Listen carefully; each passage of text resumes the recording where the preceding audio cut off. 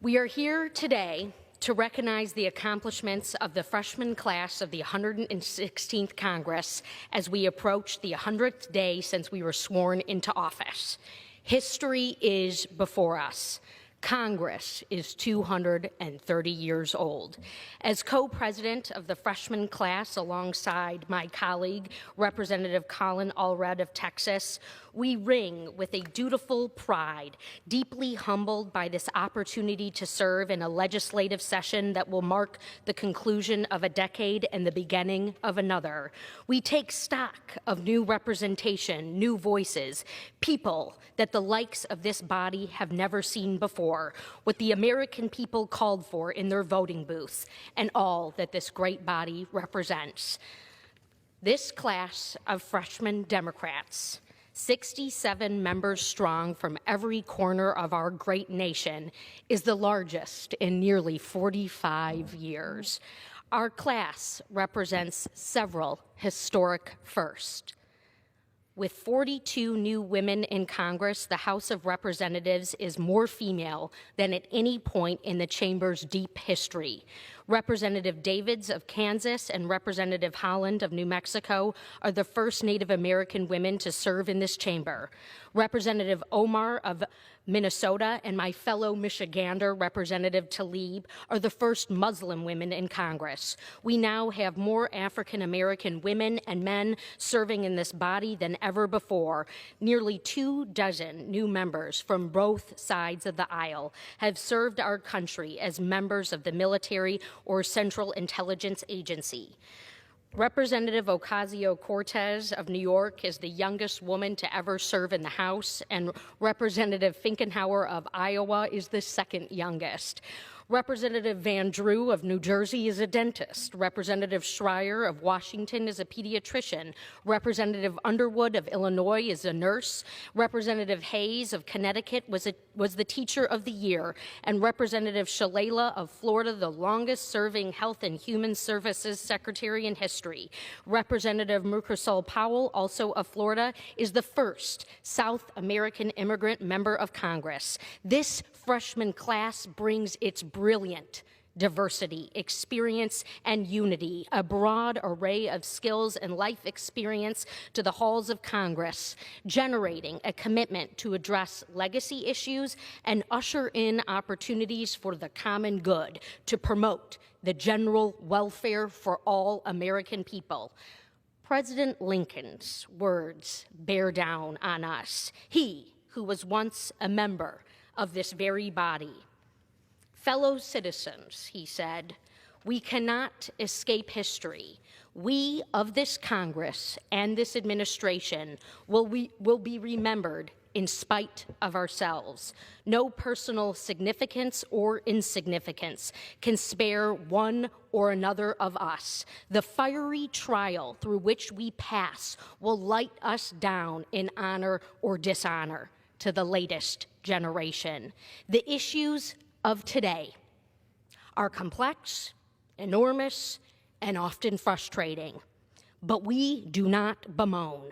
We bring a commitment to serve, to problem solve, and create opportunity. We are reminded that this very body saw us through Western expansion to become a land of sea to shining sea.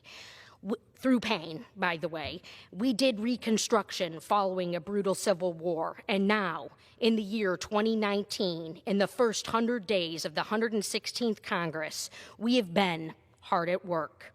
We have passed the For the People Act, a historic bill to clean up corruption and restore ethics in Washington, putting voters at the center of elections.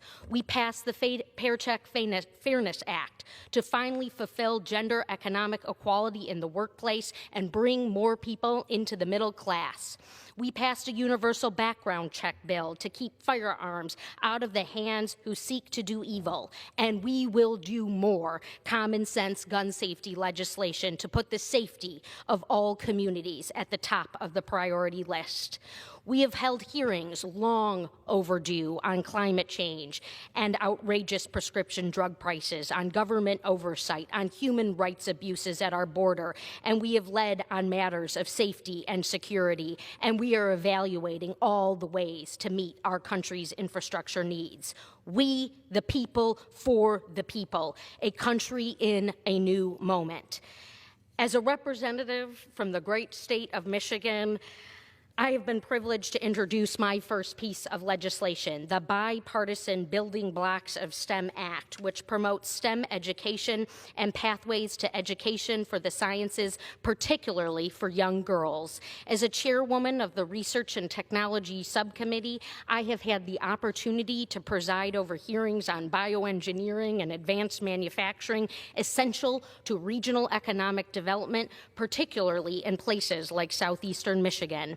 I passed a bipartisan amendment to the Rebuilding America Schools Act and led an effort to maintain funding for advanced technological educational training programs, an important initiative with active grants in my district.